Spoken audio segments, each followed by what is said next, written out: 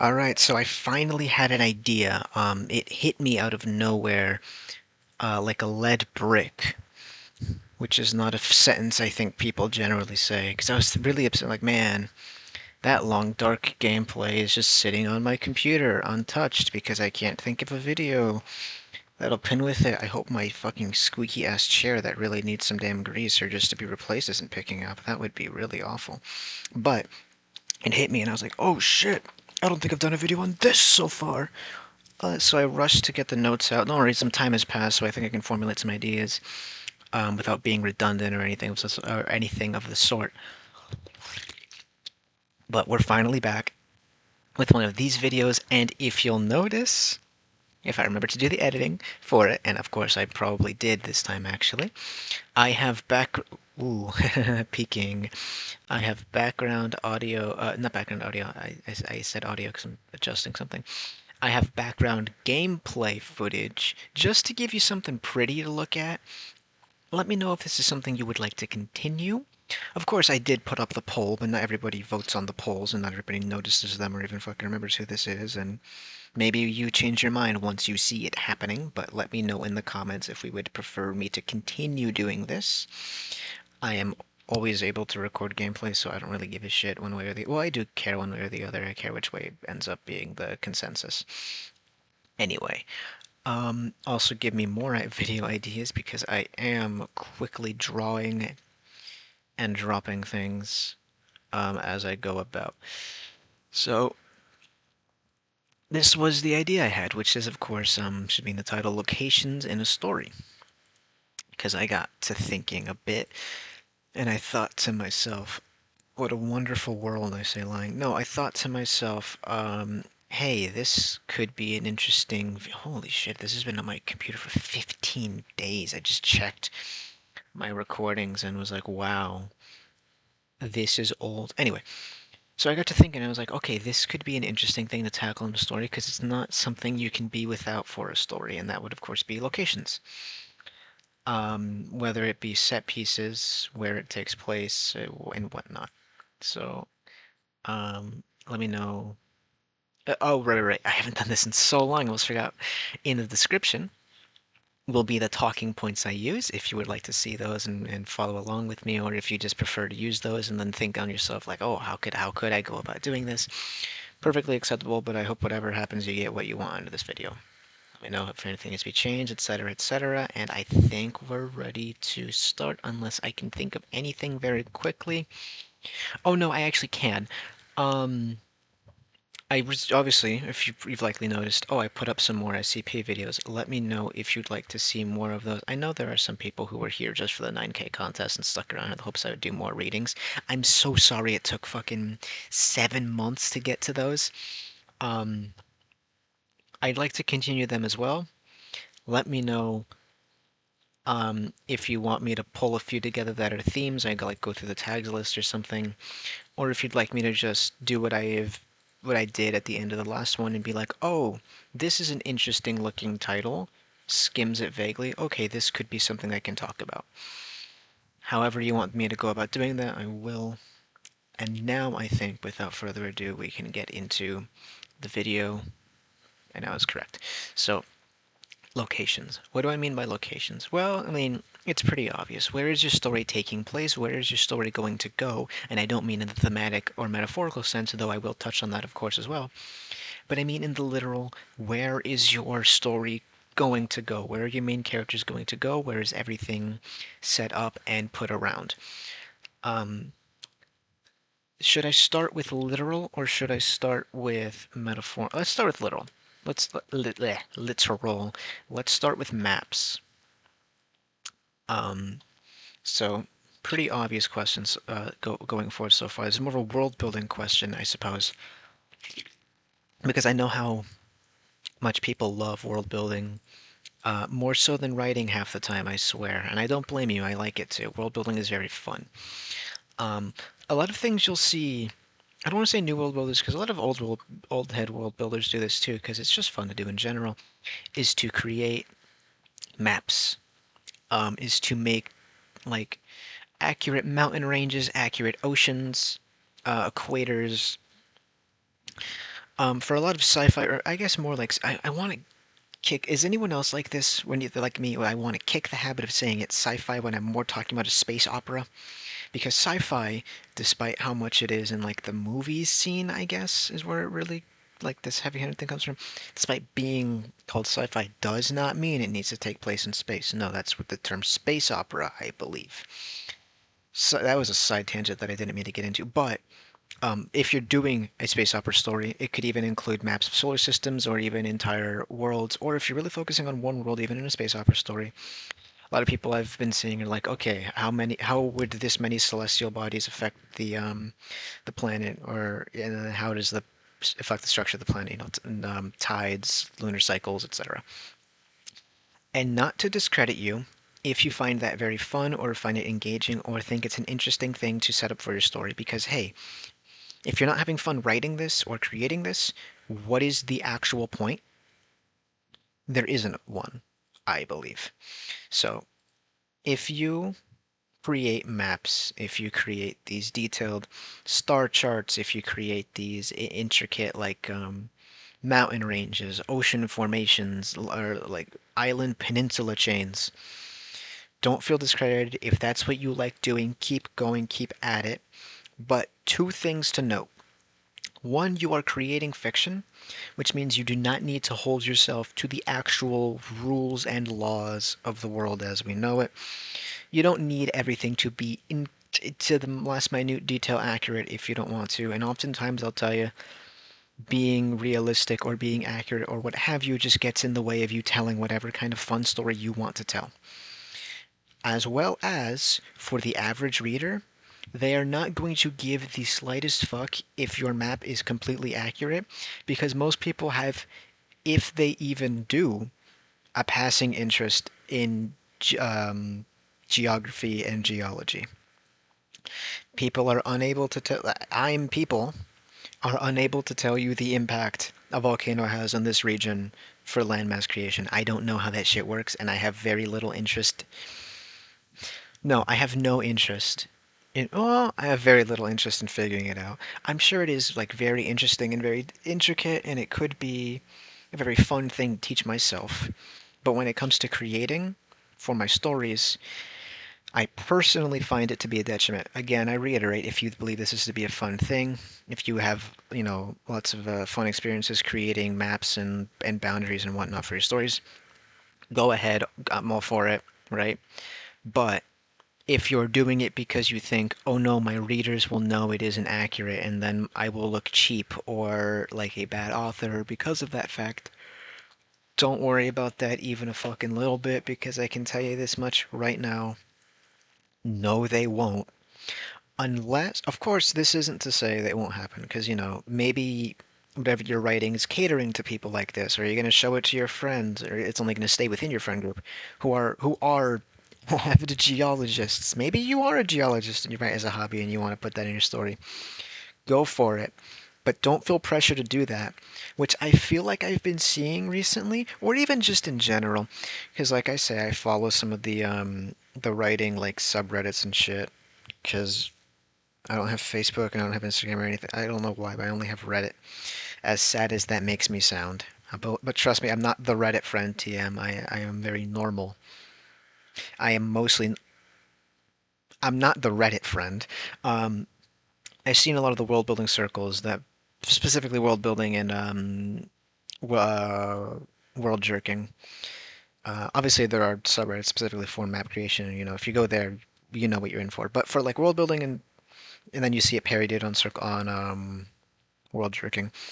People are like, "Oh, is my map accurate?" Or "Oh, I just made this map. Any feedback on this? Because I want it to be very, correct and accurate." First of all, ignore 50% of the responses you get, and then in the remaining 50%, ditch 40% after that, depending on how they phrase it. This is a weird thing to say, but like, don't.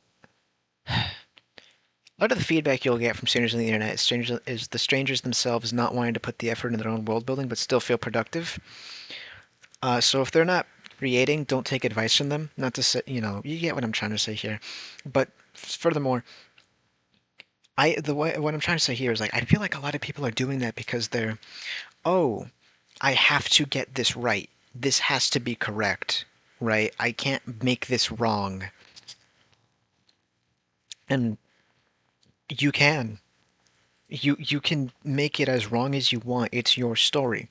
Of course, there's going to be like people who are like, "Oh, this is ridiculous." But like things like the ice wall, the ice wall map, those are fun like world building maps, even though they're not at all like plausible or feasible. Hollow Earth is a very fun setting for a lot of like not high fantasy, but like fantastical like creatures, even though it's not fucking plausible at all, right?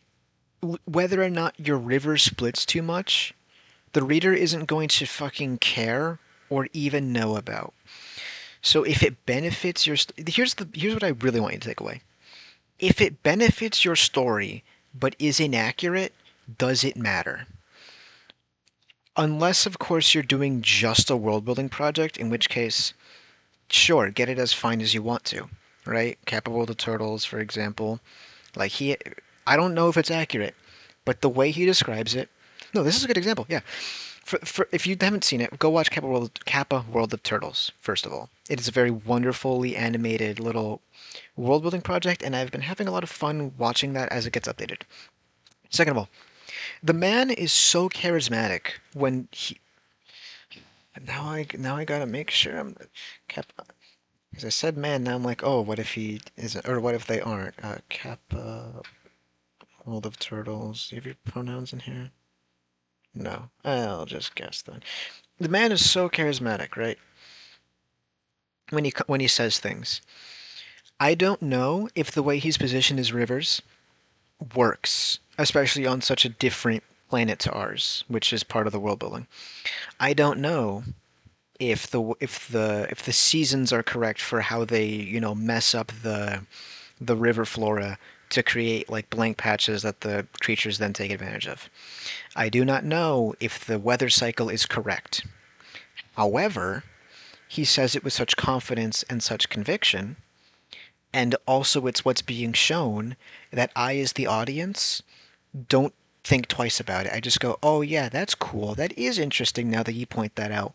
What a interesting thing you are writing down here for your I don't think he calls it the Euphrates River, but I'm going to call it that because it's an important river in, human history.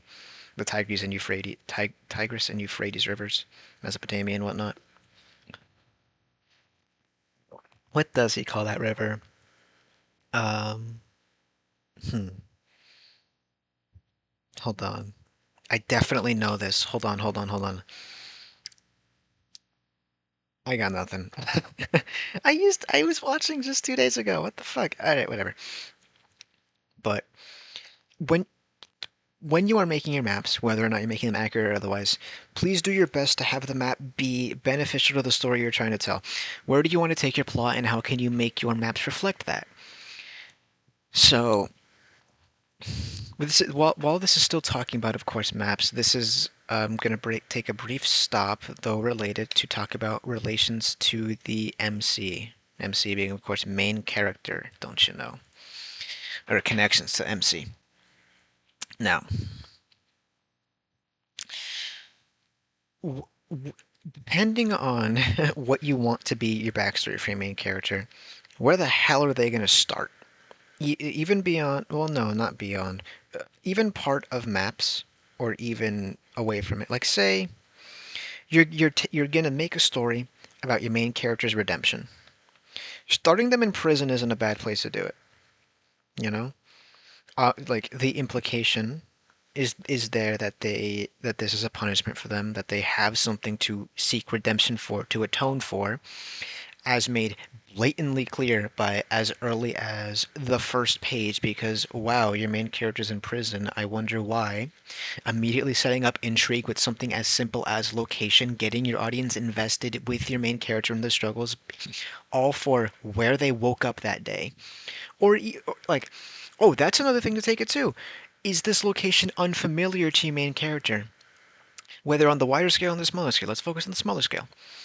Whether or not they wake up in prison Or if they just wake up in prison, and you can tell what I mean by enunciation, I hope, but if you don't, I will clarify whether or not they are, holy shit, why am I in fucking prison? I don't remember. Or not necessarily specifically amnesia, but like, oh shit, they're, why am I in prison? Like, first night in prison, whatever, sort of thing. Or they're waking up in prison because they've been here for a while now, serving their sentence. Immediately sets the scene for your main character. For the first one, it's they're fresh off the tail end of whatever the fuck got them in here, deserved or otherwise. And the second one is, okay, they've been stewing with these thoughts for a while. And then there's the idea whether or not you want a high energy or low energy, etc. But like on the small scale, where they even as something as simple as where your main character wakes up can immediately get your audience to connect with them or start to form a connection with your main character. For the wider scale, let's say the city itself, whether or not it is like current day Rust Belt America or like fucking Silicon Valley in America, right? Immediately sets the stage, immediately gets you to understand something about the main character and where they are, or rather, let's gets you to understand something about the main character by simple virtue of where they are, whether that be positive or negative, by simply describing where they start. I know I definitely repeated myself there, but I hope that expresses my excitement. Like, yes, with something as simple as location, you have immediately cemented important things about your MC. Now, let's go back to the map thing. You could spend some time detailing an accurate urban sprawl, should you want to. Or you can even do the opposite and detail. I don't mean like a rural area, but even like an inaccurate urban sprawl, which can say a few things, but only if you as the author focus on it. Like I said before, a lot of people are going to go into your story with just the intention that they're reading a story, and they're not going to really do, and I don't blame them, homework on, how do cities grow and expand? Instead, if you are intentionally making something incorrect, or even if you just want to show off how correct you are, it is up to you as the author, as the person setting the scene, to then focus on that and be like, oh, this is abnormal because, or oh, this is in line with blank because. Obviously, don't just straight up be like, oh, by the way, guys, I spent hours researching cities, but rather, try to find a way to naturally slip it. Just like in prom, try to find a way to naturally slip it in. I just thought about that fucking. What was that? The age-old question on prom night. Where do I put it? What was that from? Right, it was from. I was rewatching Uncle Dane's Meet the Dispenser today, and I thought of that joke. But um, what was I saying? Right, you can use the map you're creating to emphasize something about the location they're in, which can then explain something about the main character. Nobody wants to be in fucking current day Rust Belt America. No offense, current day Rust Belt America viewers, but I fully believe you're agreeing with me right now, like nodding at your screen, agreeing with me. Because those places have been just completely and utterly fucked in every sense of the word by the people who are supposed to be in charge of it. And so it's less of a reason of why is your main character staying here, and more like, oh, okay, your main character got fucked over, and we're gonna see them try to, presumably, make a life for themselves, sort of thing, right? Stressing that in the maps, be like, okay, crumbling infrastructure, right? If they've lived here for a long period of time, they could even like make a note of that as you're describing their morning commute. Like they're taking this detour because X road is held together by fucking staples at this point, and the staples are gonna fuck up their tires or whatever, or even feet if it's fantasy or some shit. You get what I'm trying to say? Like, no matter what, if you're gonna make a map, again, I'm coming from the angle you're writing a story. If you're going to make or utilize a map, you can use it to tell something about your main character. You can use it to tell a story, even if you're doing the map on the grander scale. Border politics are something more of a modern, I don't want to say construct because that sounds wrong, or rather doesn't explain what I'm trying to say properly. But border politics are more of a modern thing. I am not the guy to go to for this, but historically speaking, they didn't really perceive. Well, of course they perceived them. They understood like what territory belongs to who, but they didn't really perceive like nation borders the same way as we did. It was very loose and very vague. But something like let's say like a noble's fiefdom could represent something easily, so long as you put the little bit of legwork in as the author to explain what you're trying to do here. Even just like a visual difference, which we're going to get into in a second here, about your main character, for your main character, about the situation they're put in, the life they live, etc. So I think I've exhausted what I want to say here, even though I know I want to say more, I just don't know how. So let's talk about set dressing real quick. Set dressing. You're gonna have to describe where they are, as boring as it might be for some people. Not me, I fucking love describing places. Just like a panoramic view, for some reason, is very interesting to me. I'm like, if your main character walks to somewhere new, it's a place in motion. Or even if they walk into some place new that they've not been before, no one's around, it's been left untouched for a while, then this was a place in motion, a place people lived in, right? Not to get too like, oh, that's why liminal spaces are interesting, but that is why liminal spaces are interesting. They represent something about the idea of like people lived here. This is a lived in space, but there's no one around it. It feels abandoned. Duality, fucking not cause and effect. Compare and contrast. Simple, basic shit they teach kindergartners, right? But what I'm trying to say here is like, I think setting the stage gives you so much room to work with that it's almost too much and it feels like nothing, like you're grasping at straws. What do I mean? Say your main character works in the food industry. Keep in mind, I've never held a job. I've never had to. Not to sound like privileged or anything. It's just like I am a young adult and I'm in college. I've not held.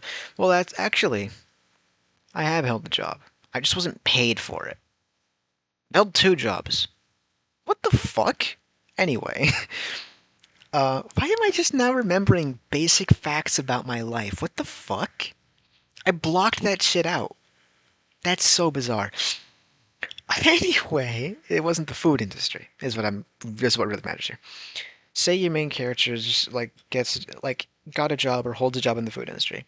You now have the opportunity, if it's the first time being described, or even the third time being described, who cares? Whatever time. Well, it does matter. Depending, like you don't want to like, oh, the 15th time we're here and it's still 3 pages long description. Also, never do a 3 page long description. But like, you learn when to just trim things down. But if even if it's something the character themselves is used to, the audience has no frame of reference. This is different for fan fiction because the assumption for fan fiction is, oh, you know the source material. But for the audience, keep in mind, they're not literally here in the world, no matter how much the main character knows it. So it's now time to pull out a little bit of purple prose. Say for the food industry, it's a fucking mess of motion, and everybody is stressed to high hell because I've heard awful shit about the food industry. Not like awful. I just know it's a very high stress job. You're gonna see people like, for example, in like in setting this dressing this set is what I meant to say. You're gonna see people like shouting things, trying to direct people. Other people like fucking laser focus on the task at hand, unaware of like how fucking close the other guy is to knock it into them.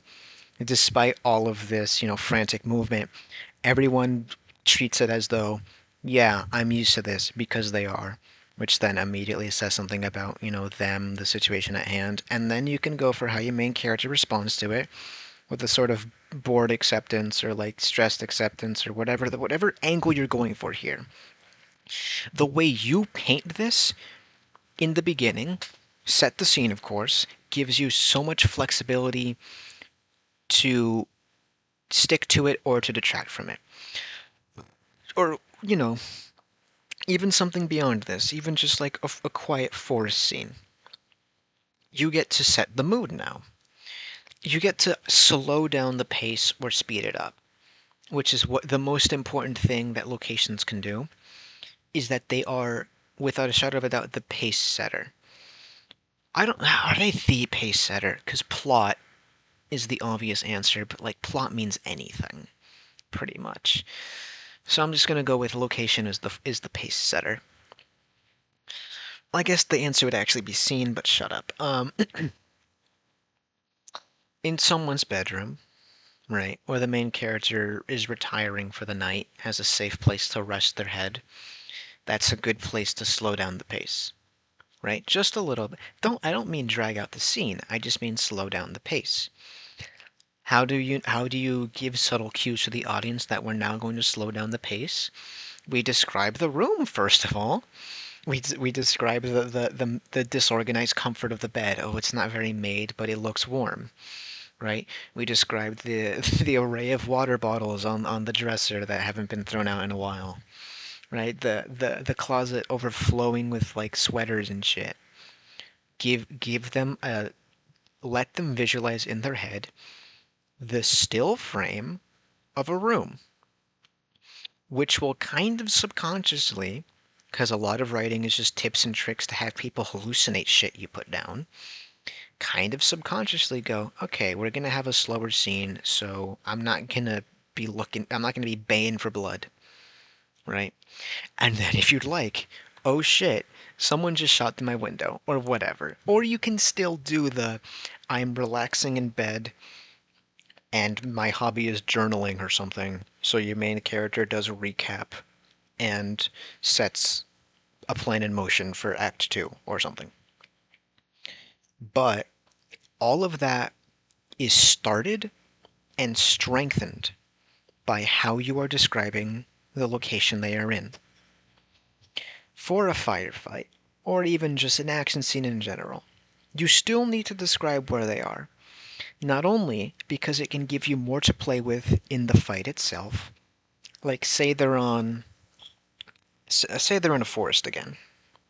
It's a lot different to describe like, oh yeah, the trees around us, whatever, right? Uh, I, all the animals rushing out away from our position with the sound of sound of steel on steel and blade in blood or whatever. That was a horrible phrasing, but whatever. That is very different to describing like the high knees of these roots, because describing the high knees of these roots and the low hanging like branches or like blackthorn branches, right? Because now you get to use the roots as a tripping hazard during the fight, and now you get to use the bramble as a distraction during the fight, either for your MC or for your antagonist in whatever scene that is.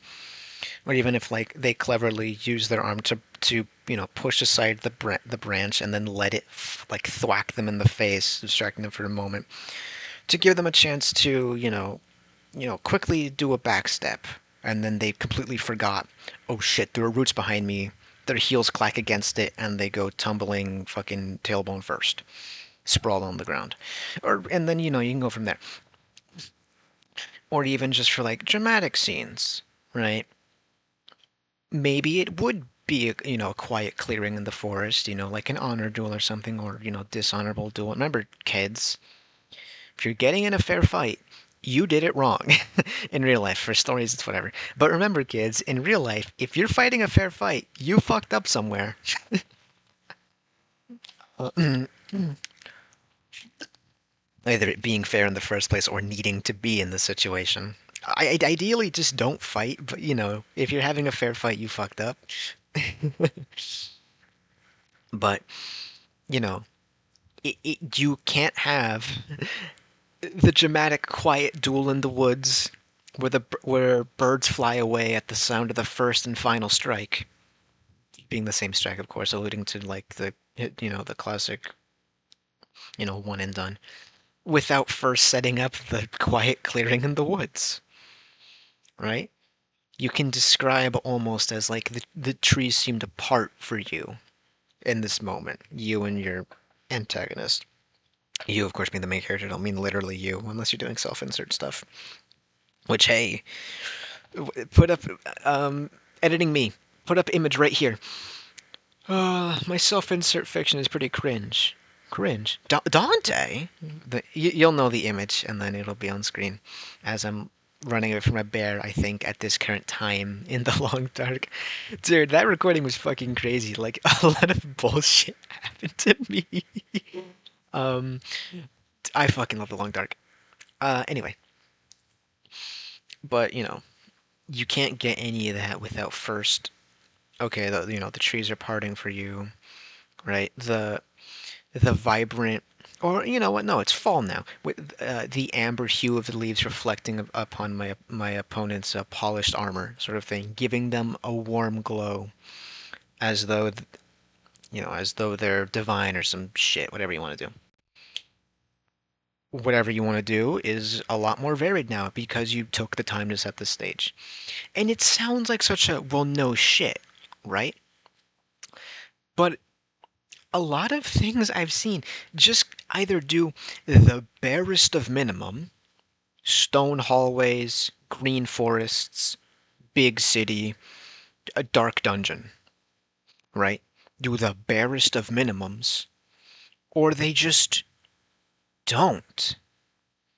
The white box problem. Nobody likes the white box problem. You might not even be consciously aware of it. You might read something and be like, this doesn't hit right for some reason, but I can't quite put my finger on it. And it might be because if it's your writing you, or because the author just completely neglected or maybe even just forgot to describe where people are.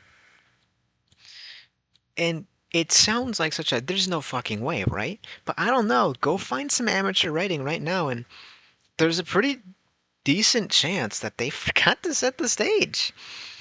And because it feels like such a I don't want to do this, it's a slog. It's not a slog, but I understand people want to get to the fight scenes, people want to get to the dialogue, people want to do this, that, and the other thing. But pace yourself. It is incredibly important to set the stage, to dress everything up all pretty.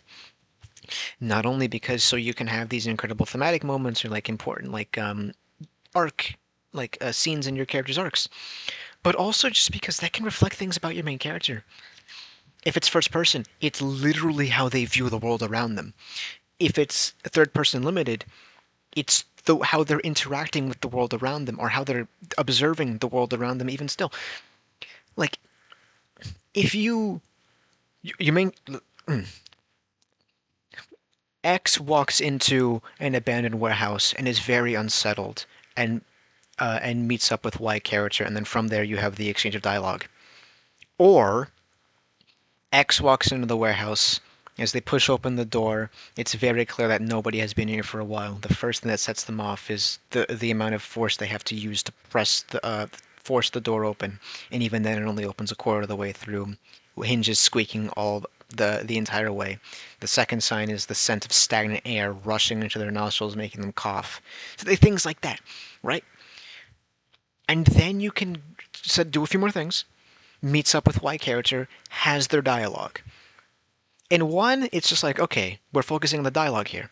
With the other, okay, we're focusing on the mood here. Now the dialogue can play with a few more things. Like if this is a tense scene, boom, we've already established that going in because they're going into this fucking horrible abandoned warehouse. And sure, even just being in an abandoned warehouse, cliche, trite, whatever. Even just being in an abandoned warehouse, obviously, like, okay, yeah, we're gonna go for a tense scene. Nobody goes here for, altruistic or purely good reasons. And, for a lot of people, that's enough. I described it. That's the abandoned warehouse. We're gonna have a tense scene here. But you can do more. Give us a little bit of time to acclimate to that. to the audience, not really paying attention to this right now, it'll be like, obviously having explained it, they'll know, right? You'll know. But if those are two completely separate situations, the audience who is not especially paying attention to the intricacies of whatever is being written down right now will be like, okay, yeah, cool. We're gonna have a tense scene with the warehouse. Now let's get into the dialogue. Versus the second one, okay, we're gonna have a tense scene. How is it gonna be expanded on? Right? Like I said at the beginning, I think, unless I imagined it, in the first one, we're focusing on the actual talking. In the second one, we're focusing on the impact more than the actual words said. This isn't really a question of do you want to focus on the words or do you want to focus on the impact? This is me telling you, hey, you should focus on the impact because we're writing a story here, not telling a tale. You dig? I hope that made sense, and I hope, you see what I'm trying to say here about how genuinely vital. Sorry, I fucked up OBS a little bit. How genuinely vital setting the stage just straight up is. It is the most important thing you can do, scene to scene, based on location. So, let's do this right here. How big is the area going to be? This is going to matter, a few times. A few times, I mean, this is pretty important. With this, I mean like with this, I mean location, right? And you may be thinking, cheese underscore stick one. What do you mean location versus setting the scene? Isn't that the same thing? Yes and no. It means different things in my head, but I don't know if I'm just crazy. I might just be crazy. For setting the scene versus location, for location, I mean like, okay, this is the places the plot is going to focus, surround on. How literally big is this? I mean, like, this is a good way to put it. Where are we staying?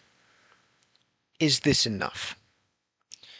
Is your story going to be set in exactly one city? I don't think that's a bad thing. And you may be thinking now, oh, okay, Cheese underscore stick one is now going to talk about, like, okay, big locations can give you big ideas, can give you big things to do. No. Well, yeah, but no. Gold star for, using a little bit of critical thinking, though. Your location does not need to be literally huge. An entire novel can take place on a bridge. Just a bridge. I don't even mean the Golden Gate Bridge. I mean just like, what is the average length of a bridge? What is the average length of a bridge? Not a newborn baby. I don't care about that much at all. A modern beam bridge is likely a distance of 200 feet or 60 meters. I fully believe an entire story, novel even, can take place on a bridge. Probably horror, if we're being honest with ourselves. For very obvious reasons. You're suspended over the literally suspense, right?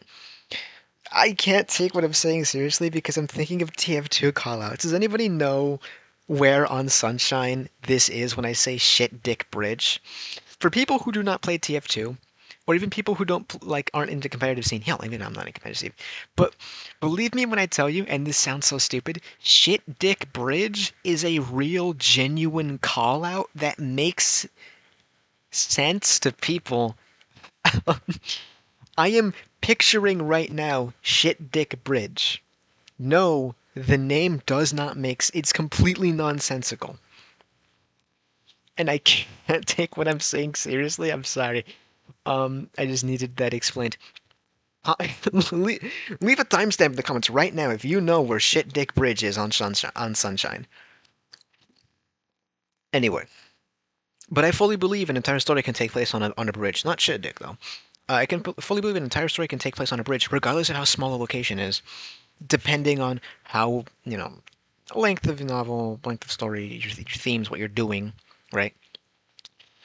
But I'm saying this a lot because of space opera stories. I see in a lot of space opera stories. This is why I generally don't read space opera. It's such a strange nitpick. Every single time I really see one that like pops off, we're like doing world hopping. But I am bizarre and I have no interest in world hopping. World hopping does not get my fucking jimmies all rustled up or whatever the hell. I, generally speaking, do not particularly like world hopping. I don't find that appealing. Why is that? Because I fully believe everything you need to do on a single in a story can take place on a single world or even downright a single city. And I personally find world hopping to be shallow world building. I am certain that most examples will prove me wrong, but that's definitely just like, oh, I just don't read enough of, you know, space opera stories. My bad, absolutely. And I got off topic again. My apologies. But your location does not need to be literally big for you to have an entire story to work with. Obviously, I don't expect you to be like, "Oh, go write a bridge story right now." Although, hey, that could be a nice writing like project or like exercise for you to do if you want to. No, I think a city is enough. Travel doesn't need to be a requirement. And in fact, a lot of stories I think would benefit from a more narrowed scope. Ah, there goes Cheese underscore Stick One again, talking about narrowed scopes.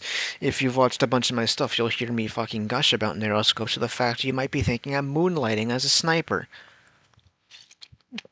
But I genuinely do prefer when things are more tightly compact. Hell, the story I'm writing right now takes place in literally an apartment building and the 3 blocks surrounding it.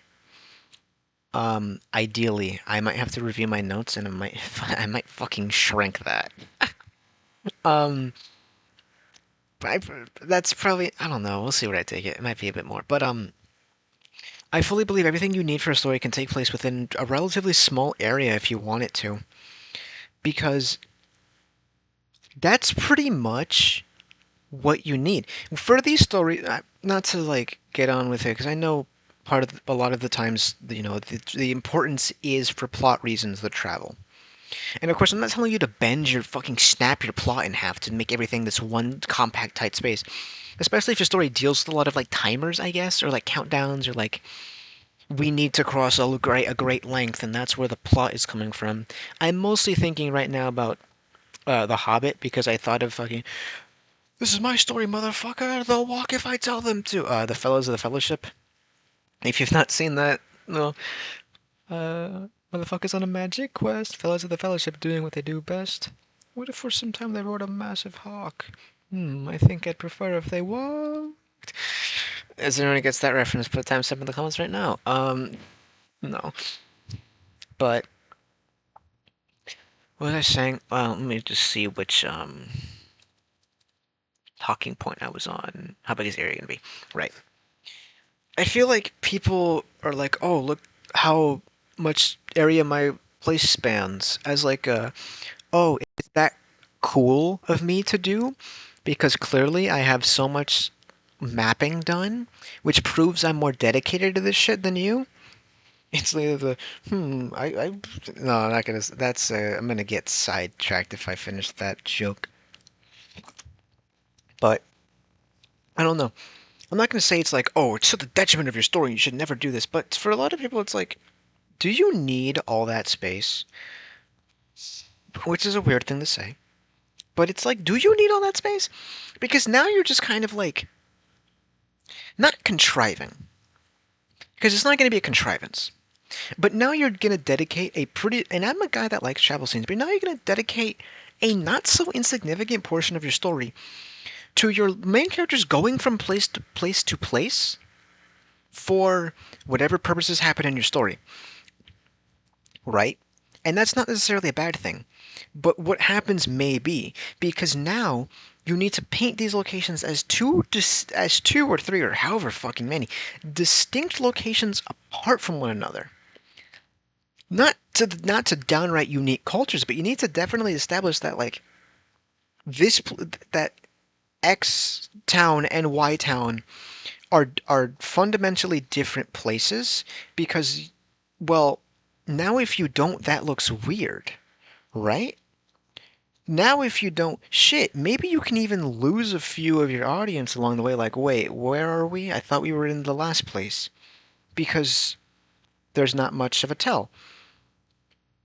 And while there's nothing inherently wrong with having a large area to travel between, to go through, to have things happen at X, Y, and Z locations, it's just like now you're not artificially, but now you're pretty much artificially increasing the amount of effort required on the author's part to expend to write this. For what gain? To have your characters move. And again, I want to reiterate, this is not a catch-all, right? If it's an important part of your story of like literally like the hero's journey, as much as I don't like the hero's journey things, and you can watch the video of this bag of writing topics with a friend, grab bag of writing topics with a friend to see why I don't like that. But if part of your story is literally like just like showing the growth as they move from place to place or absorb information and et cetera, et cetera, et cetera, sure, go crazy. Maybe don't go crazy, but like you, I don't even know how to express myself, so I'm just gonna move on. But like, if you don't need to do that for like thematic purposes for your story, you're kind of just putting more effort on your part. So why doesn't your plot take place within just one city? Period. I don't mean like, oh, I don't even mean to restrict yourself like, oh yeah, let's see what I can do in the space of a single block. But it's perfectly fine to just take place in a single city. You don't need to go far beyond that, and that's fine, right? This isn't a contest where we go, hey guys, check out how far I can piss. No, hey guys, check out how hard I can piss. No, where it's like, hey, check out how much I've mapped out. It's not a contest, right? You're writing for fun or you're writing to make a story. So don't feel pressured to be like, okay, I have to show off now. 30 cities. No. So before you write, because remember, plot outlining is an incredibly important tool, an incredibly powerful tool for the average writer. And yeah, even for the average writer, knowing where you're going is important. There's the reason why people have fucking GPS um, signals, GPS devices. That's the word I'm looking for. Knowing where you're going is really fucking important. So like, hey, plot ahead, and then decide. Plot your story, the broad strokes. You don't need everything written down, and then decide. What would benefit me? A smaller location, so I don't need to work on setting the scene, setting the stage as much, especially like in distinct ways. Or would my story benefit from being more spread out? It is truly up to you and your story, but there are merits in having a compact location, and I want to stress that because a lot of times I feel like people don't do that just because, like, oh, well, that makes me look like a bad writer, TM, because clearly I'm not expending as much effort as I could. When oftentimes your audience probably won't notice if your story takes place in a single city. They won't be like, oh my god, this story's only in a single city. How could I read this? They're not going to do that. So just go fucking crazy, dog. Right? Think for yourself and be like, yes, this shall do.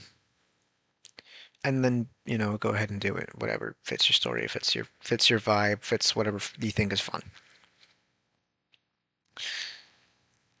Which I think kind of leads us into connections to other locations. Because because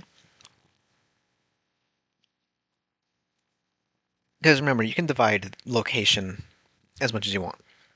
So say for a small location, um, well, how did I phrase this exactly? Connections to other locations. I'm saying this word so much it's lost all meaning to me. Has that happened to you as well? Say you're doing a detective story, right? Or like a noir thing.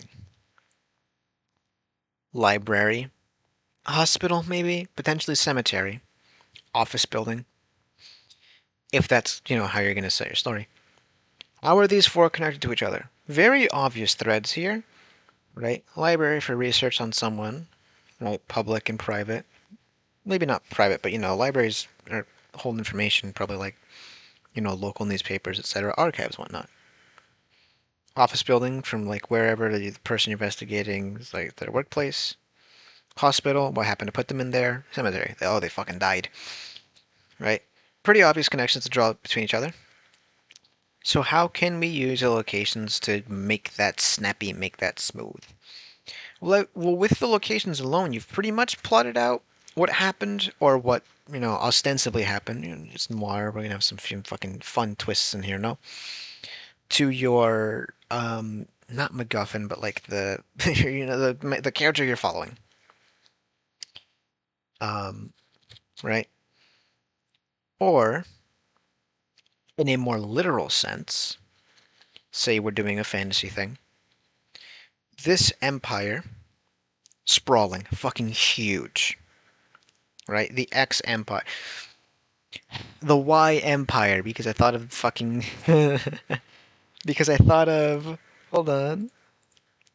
Because I thought of SCP 9000. Hold on, it's loading. Uh, SCP 9013. Space Expert. Yeah, it's fucking. This one was so fucking funny.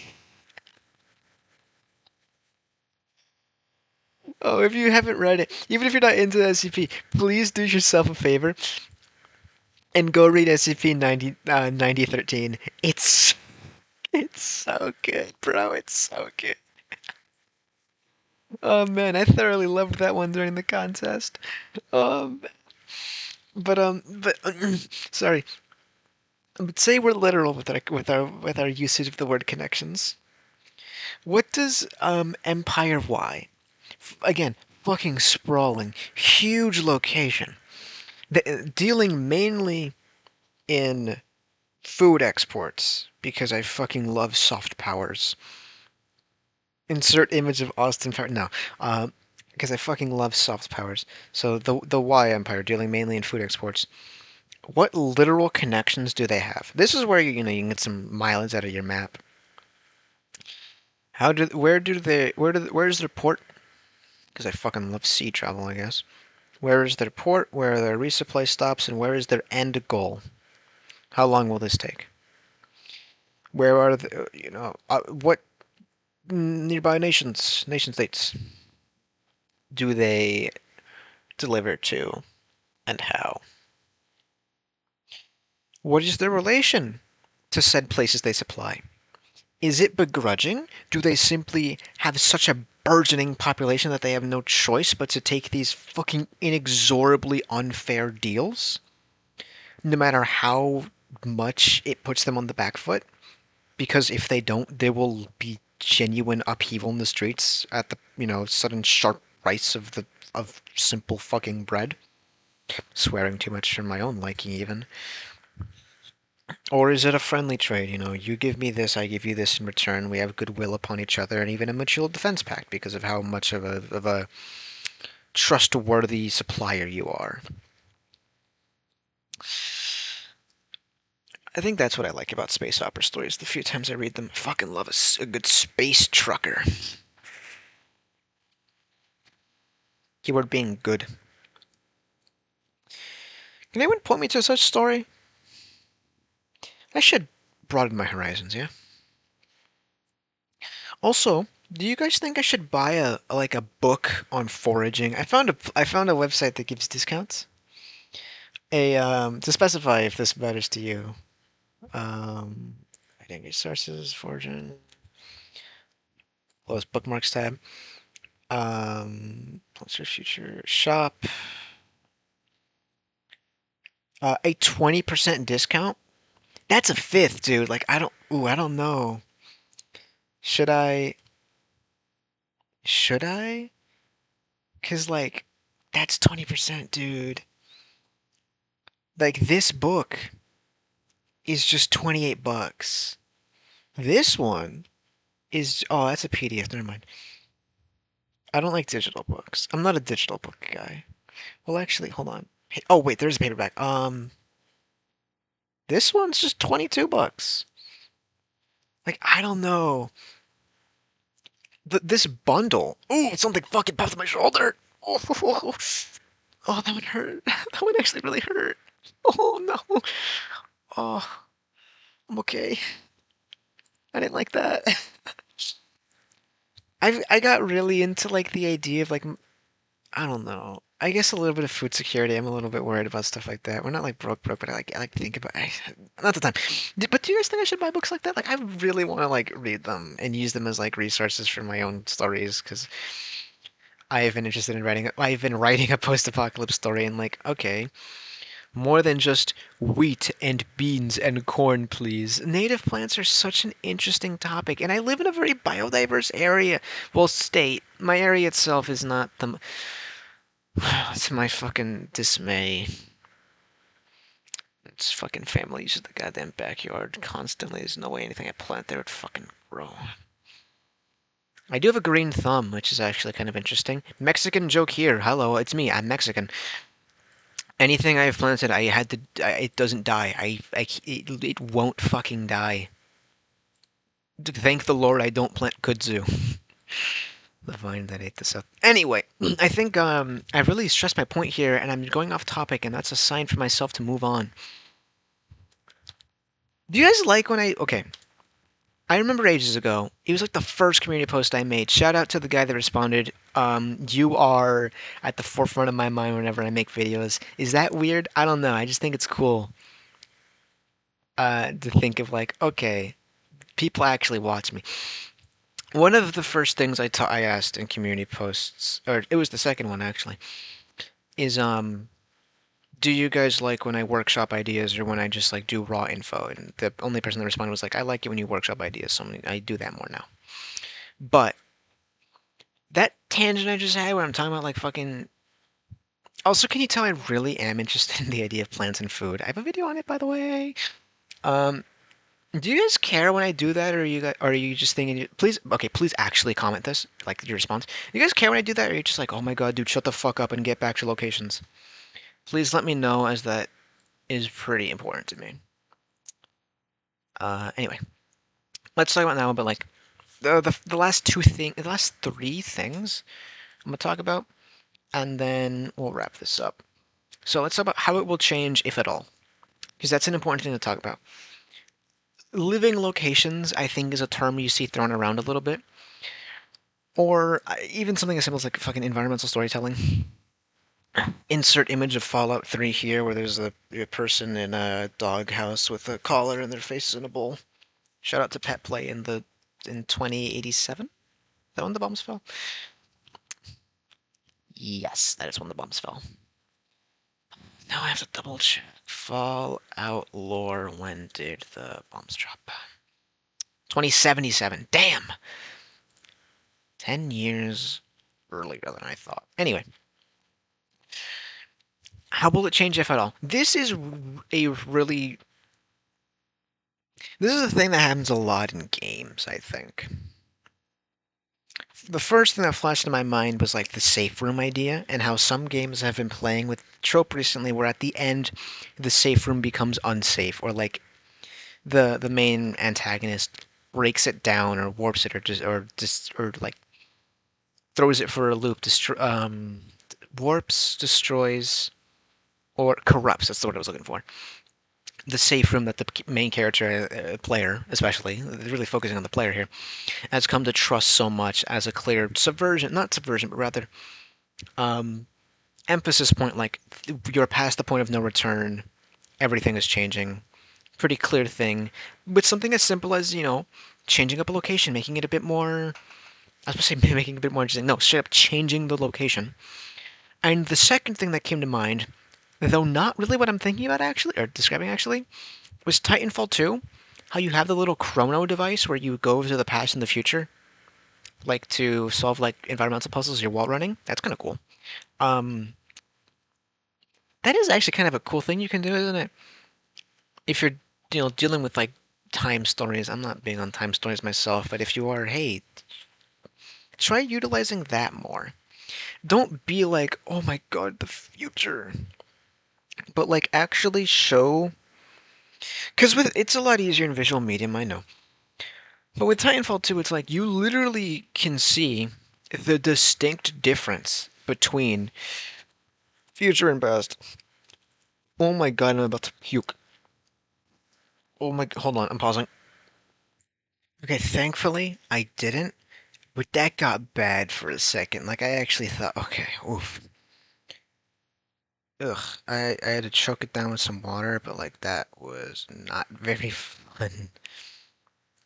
I'm back now, but I don't remember what I was talking about, in specific. But how will it change, if at all? Because that's a pretty very obvious thing for like thematic reasons, like oh the place you once knew has moved on without you. That's a fucking sitcom start, which is crazy. Because doesn't that sound like a very like a drama thing or like even a horror thing? But no. Welcome back, Cotter. What is the actual welcome back? No, yeah, welcome back, Cotter. The the 70s sitcom that I only know because of the cover for the intro used in the game Wasteland 3. You get what I'm saying? Like, it sets the scene immediately by simply having the location change for the main character. Also, it's a banger in Wasteland 3. I have sung that to myself knowing full well I am singing a sitcom theme, but because the cover's a fucking banger, I'm like, I don't give a shit. Welcome back, Cotter. Uh, what could lead you here where we need you? Anyway, so, oops, hold on. Location changing is a pretty obvious thing you can use for your story. I don't think that comes as a surprise to, frankly, anyone. But, I mean, shit. How will you do that? Because, again, with that comes setting the scene again, set dressing, all sorts of wonderful purple prose that you can throw in. I'm a big purple prose head, which sounds strange. So I don't know what the fuck that means. Purple prose head.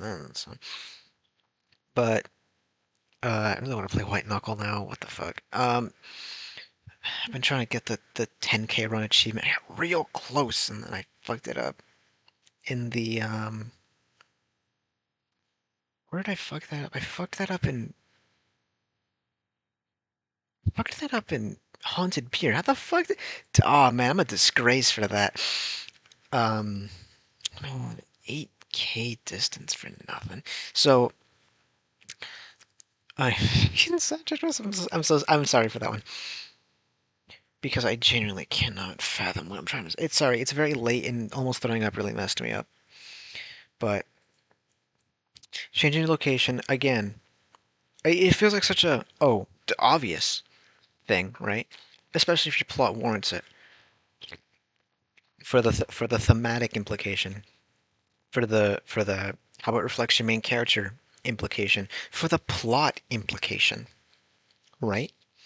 A town in chaos is not the same as a town when everything is, functioning normally. Remember when I said like, oh yeah, Empire Y has wonderful connections, though is generally disliked for its awful trade practices. It's a town in chaos now. Nobody is coming to help them, right? Boom, plot right there. Whether or not your story is set in this moment or not. Hell, it doesn't even need to literally change through the course of the story. A lot of post-apocalypse stories don't. But because of the comparison we have to the implicit understanding of what a civilization or a city or what have you looks like when it is operating efficiently, gives you a pretty clear cut like basis to draw from for your audience, for your plot, for your what have you. How has how is the location changed? How could the location be changed? And how has the location changed for your story? Nothing is static unless you need it to be or unless you make it so. This is not discrediting, oh, well, this can be. Hell, locations don't need to. They can stay static for all anyone gives a shit. But if you're looking for a good way to sort of segue into the next plot beat, even something as conceptually simple as a natural disaster is a great way to shape it. For fantasy, a natural disaster could very well be a dragon. Just something to keep in mind. I'm not for space opera. Yeah, that's actually pretty. Well, I guess that is a natural disaster even for us. An asteroid impact, comet impact, what have you, or even something as simple as a flood, volcano, whatever, a disease outbreak. We were all there for 2020. Unless you're like 4 years old, in which case, why are you here? That's strange. That's a strange thought. This could reach potentially anyone. Isn't that fun? Um, but that's why I added the if at all. You don't need to have your location change throughout the course of your story, or hell, even it staying the same could be a pretty good punctuating moment. Say if you're doing a story about the horrors of war, right? Starting in their hometown, detailing their experiences in the theater, and then they return, nothing different. That's fucked, right? And everyone gushes about how much. Oh, haven't you noticed all the things that have changed? Oh man, the theater got renovated and shit like that, like movie theater get renovated and shit like that, and it's just not clicking or something, or even literally nothing has changed, and it's still just like not clicking because hey, this shit could be completely static and still have enough narrative significance, like whatever impact. You get what you feel what I'm trying to like emphasize here? I don't have like a story to pull on like on hand, but you get what I'm trying to say. We're gonna finish up with themes and genre, and then impact and other things. So where you set your story can pretty heavily impact the themes you want to tell, or rather, whatever theme you want to tell pretty heavily impacts where you set your story. Is actually how it works better. Time period, tech level, location, right? If you want to, if like I kind of mentioned earlier, I want to detail a story about how literally every single government institution and idea has completely failed a populace. Well, Rust Belt America ain't a bad place, narratively speaking. I would rather, lose functionality of my small intestine than live there, but, you know, yay. No offense, Rust Belt folks, but like, wow. I feel for you, dog. I feel for you. But hey, you get what I'm trying to say here is like, obviously your main character, plot, whatever. Pretty important thing for your themes and genre. Don't discredit your location, especially how you describe it or how your main character interacts with it. Especially what they miss. What they observe, of course, at the forefront. What they miss, very important, but also harder to do. Don't feel pressure to be like, oh shit, how do I show my main character missing the small things or whatever? So that's not very interesting. That's not very fun, I guess. For the most part, you can make it so. I trust you, but keep in mind, location is a lot more than just the ground beneath your feet. It's the textures on your fingertips, it's the tastes that you can taste, the scents and sights. Sounds especially. When setting a location, try to use at least 3 sensory. Okay, well, touch, Try to use at least 3 sensory descriptors in total, not like per each line or anything. Just like try. You don't need to. 2 is perfectly fine to settle on. Definitely try not to do 1, because I think that will help really sell these locations as alive and as a thing above all else, which is what you want. Especially when you're, going to use that as a jumping off point to go on to whatever you are about to next cover in your story. Whoops, sorry, I'm blowing up a balloon for fun. It's nighttime, I probably shouldn't if I lose my grip on that. Finally, impact and other things. Characters, plot, time, etc. I have used pretty much the entirety of this video describing that, but, and you know what? I don't even want to talk about this. So what I will tell you this is, have you seen my long dark gameplay in the background? The location affects the main character of that immensely, and then leave the heavy lifting to you, because I don't want to deal with that shit. So, I think that's everything I have to say. Mostly because, wow, I almost puked, and I don't like that. That made me upset. Um, so I hope this video was useful to you. Please let me know the things I asked you throughout the entirety of this video. I am looking forward to hearing feedback because I really want feedback. Said the feedback Jack. Bojax. Gem alert. Anyway, I hope I remember to add in all those things I said to add in the editing. And I'll catch you next time. Before I go, please give me video ideas. Alright, see ya, freaks.